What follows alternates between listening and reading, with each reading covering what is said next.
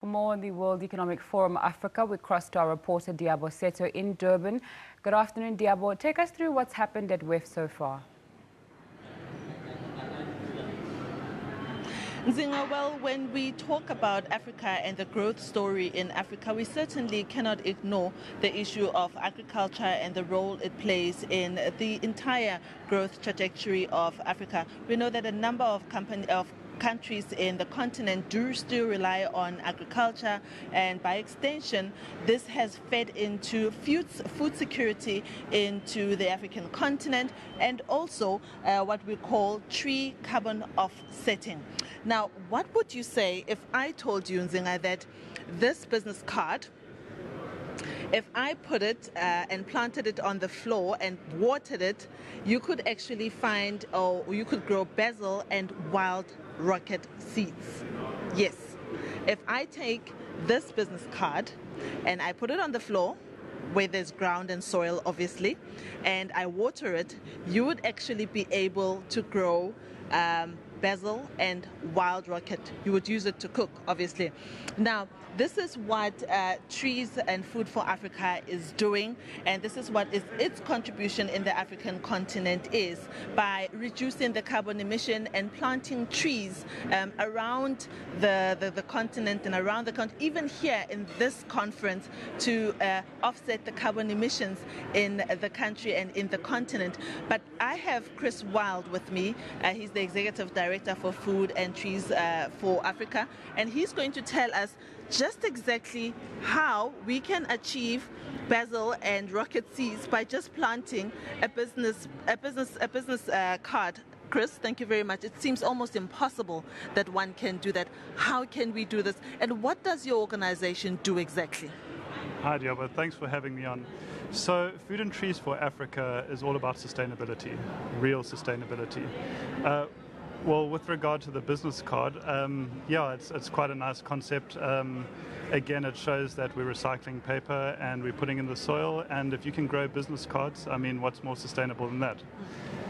So, we are the official carbon offset partners for the World Economic Forum. In general, they are an incredibly they're incredibly mindful of sustainability. They love to source local. They want to make sure that it's a green conference. And so we're the partners that makes it a green conference and makes it environmentally friendly. So we've already got, I think, about 1,200, 1,300 trees. So the actual conference venue and all the transport between hotels and the World Economic Forum, that's all carbon offset already. So it is that component of it is already environmentally sustainable and green. And what we're now trying to do is plant more trees or raise more money for trees for the flights from various places around the world for all the delegates that have come. Very interesting concept. But are we taking the green economy very seriously in Africa, making sure that we reduce wastage and recycle and make sure that everything is as natural as it comes? You know, some of the delegates that I've spoken to today take it incredibly seriously. It's so nice to see the green economy on the agenda, and it's so nice to see that an inclusive green economy from the inception of, or from the perspective of development in Africa is being included. I do think that a lot of people have already, and I say this with reserve, but let's say they've made some mistakes in some first world countries. So when they look at going into a developing country, they've already got the technology, they've already got the foresight, and there's certainly very good technologies that are going into African economies. Well, Chris, with urbanization rapidly increasing and also just the length of time that a tree takes to grow, all these more than 1,000 trees that you've planted here, when do you expect them to start growing? Of course, it's going to take a very, very long time. But what happens in the meantime? So when we plant trees, and this particular program is called Trees for Homes, we are looking at planting one indigenous and one fruit tree at every home in a township. So we add a food security component as well. And not only do we do that, but we also train community educators who become basically environmental champions in the communities that we work in. So leading up to the trees, or waiting for the trees to grow. There are all sorts of aspects of the green economy that people can take part in. People are being trained with skills.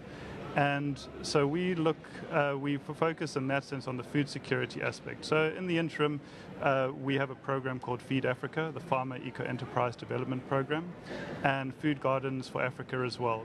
So we're growing food and we're making sure that people have income in the interim.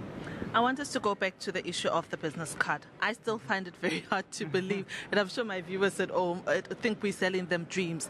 But I want you to take me step by step exactly how this would work. And I know that there's another one that you showed me earlier on where you can grow tomatoes. That's correct. All right, take me step by step. How exactly would you do this? So there are seeds in the paper. The first and most important thing is that you don't plant it like that. Okay. There's seeds dotted all over the card, so you want to plant it there. Okay. And you cover it with a little bit of soil, maybe just about 1 centimeter or so, Okay. and you water it, and it grows. Just like that? Just like that. And how long would it take? I think you would start seeing seedlings coming up in about a week and a half to 2 weeks. Is this something that we in Africa that we could adopt and seed that could just spread and help us to plant more and eat more homegrown vegetables and herbs? I've seen some very interesting innovations with regard to seeds and the way that seeds are presented, and definitely up through Africa. Commercial farms and at homes, there are innovations that are allowing people to plant paper and to plant seeds in a very similar way.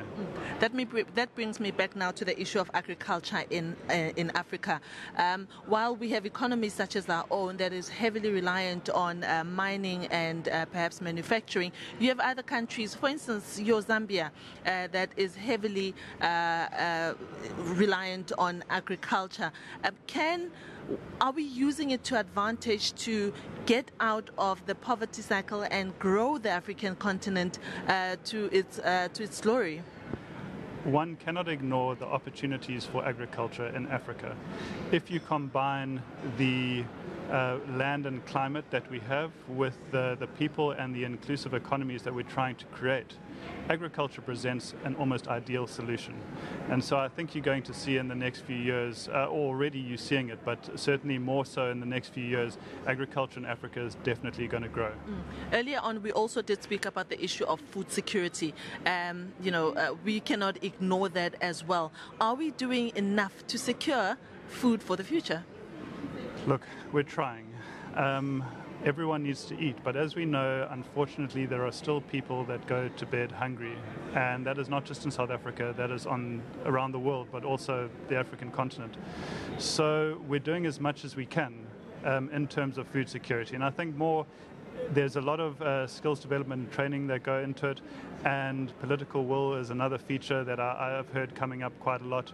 So yeah, in order to make sure that we break the poverty cycle and get ourselves food secure, it's something that everyone has to work towards and coordinate with a coordinated approach. Chris, this brings me to probably my final question to you about the issue of, say, your genetically modified foods versus, using organically grown agricultural foods. This presents an everyday threat to us. How do we accommodate that market, but also making sure that Africans remain healthy and they eat healthily with less genetically, modified foods? Look, GMOs is obviously quite a controversial topic in many circles. At Food and Trees for Africa, we prefer to plant organic and endemic seeds where we can. The debate then says, well, people can't go to bed hungry. If GMOs are going to present a solution where people are not, you can't have people starving because you don't want to plant genetically modified seeds. So I think the debate is quite a strong one. As a personal preference, and at Food and Trees, we prefer organic seeds. But if you had to say to me people were going to go to bed starving every night because of that, I would say that would obviously be a problem. So that is where the heart of the debate lies. Chris, thank you very much for making time to speak to us. Thank you. Nzinga, that was Chris Wild. and he is part of Food and Trees for Africa. He told us an amazing story about just how this business card can grow tomatoes, and it can grow herbs like your basil and wild rocket seeds. And his organization is also attending the World Economic Forum, where all these issues about agriculture, also the green industrialization and the green economy, are all playing a role in the story of the growth of the African continent. And it's back to Johannesburg.